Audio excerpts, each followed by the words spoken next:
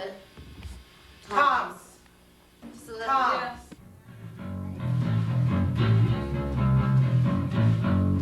Jack, are you there? Raise your hand if you can hear me in the air. And she just wants pretty things. That's not either. I don't know, it could be. We can do it over, but I say could, that one. yeah, I'll say it. I could imagine a version a little more natural sounding. Natural? Not Just the I don't know, just it sounds a little unfamiliar to me still. Yes. Expecting me to polish imaginary trophies sitting on the shelf of your heart. You stand in the shadow of your guilt.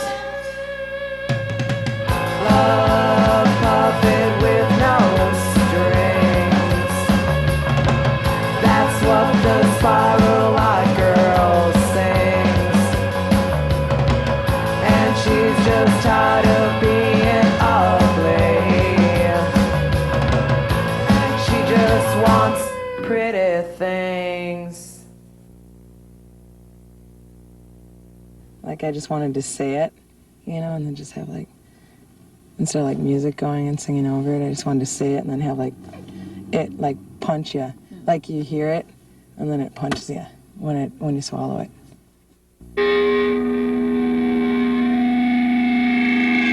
Gosh, I was into some really corny stuff. I like Cheap Trick and, Linda Ronstadt and, boy, I like some real crap. I like basically almost all kind of music. You gotta crumble, you then gotta break down and cry. Oh no, not I. And he would always get us into these shows like the Stranglers and, I don't know, he got us turned us on to Patti Smith and the Sex Pistols. So I was kind of listening to this weird punk rock and then this, like, my sister's 70s folk rock. I started writing stories when I was about 4, well, whenever you could start writing, basically, when I was 6. I'd write little stories, and then I started writing songs when I was about, 16, 17. I like the Breeders, and Kim Deal was at this party we had, and I left too early, and I didn't get to meet her. I think she's a great songwriter. And Leonard Cohen, but of course, we probably will never work together.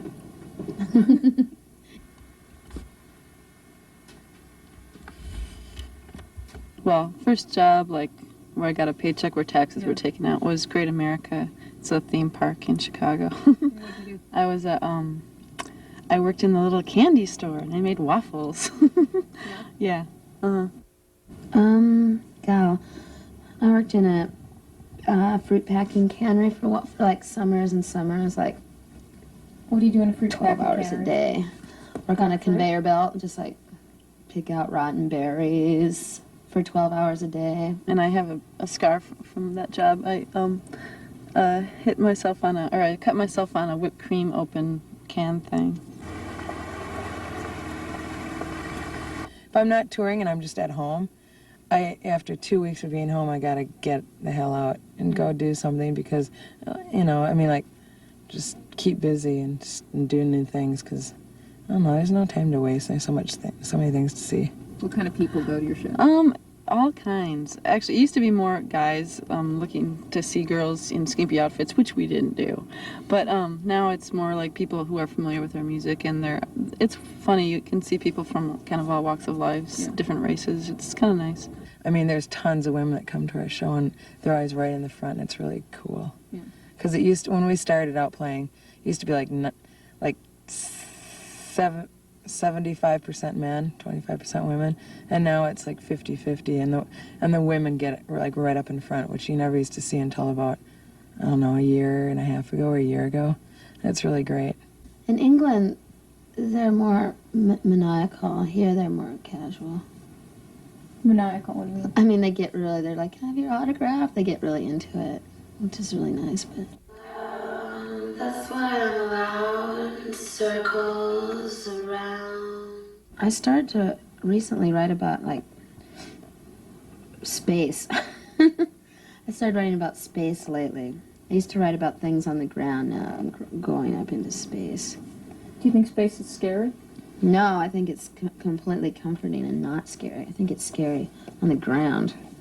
All of our music's really different from each other, and people like things that they're familiar with, and if there's something different, it kind of like throws them, you know, like even when just people see me with dreadlocks and tattoos, it throws them because it's not, you know, it's not something that I'm just used to familiar things, and when you see something unfamiliar, it throws you, and that's what our music is like. I don't know, it's kind of like I think it's almost a theme in our lyrics I notice sometimes is it's just kind of like an independent sort of attitude or kind of take a stand even though you've been told not to, sort of, I don't know, just kind of like a aggressive way of living. I know, I always get like, everyone wants us to shoulder this, like, I don't know what it is, feminist girl, slut cause, I don't know what it is, bad girl cause. And the main reason I wanted to get in a band was to do music, and I didn't realize it entailed all this political stuff. I had lyrics to it at one time, and it was about a man whose all the letters in his name were silent, and he gets, well, in the end he gets killed by a bus because he doesn't hear the people calling his name to watch out. And I think the last line is, at night you can still hear them calling his name. The song that ended up coming out was pretty Las Vegas-y because it's kind of like, well, you've been to Las Vegas, right? It's just like, da-da-da, like lights. All of a sudden there's nothing. It's like just like grand. So the song ended up sounding kind of like that. It sounds kind of like driving through the desert. The first part's kind of desolate and quiet. Then all of a sudden it's like, da-da. It's really like, I think it was just driving into Las Vegas. Yeah. Inspired how it sounds. What song is that? It's called Istigkeit.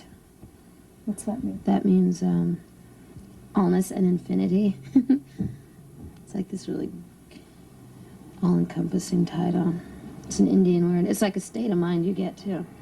That I'm certainly not at yet, but it's a good title. My mind is mine to try. It means that I learn. That's why I'm around in circles around. As the top of it all, from where we are on.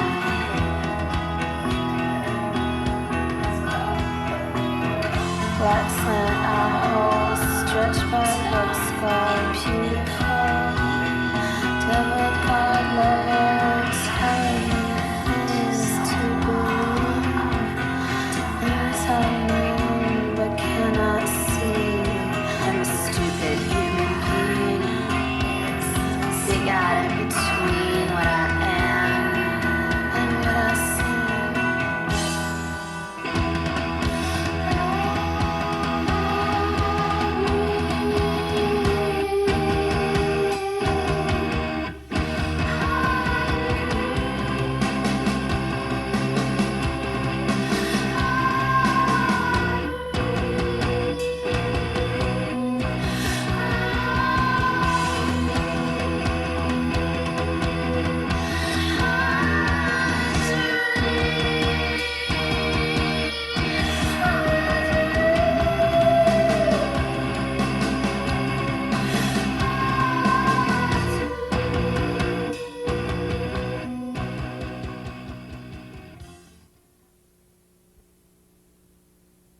It's got to be human.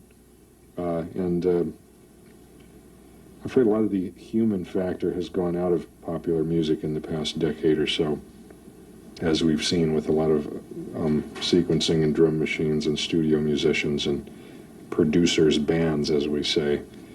And the idea of a small self-contained band doing everything themselves, including developing their own personal styles on their instruments, which are usually self-taught, it's not a new idea, but at this point in musical history, it's almost a revolutionary one in terms of what's gone before. You know what I mean? It's kind of a big going back to something that shouldn't have been lost sight of in the first place.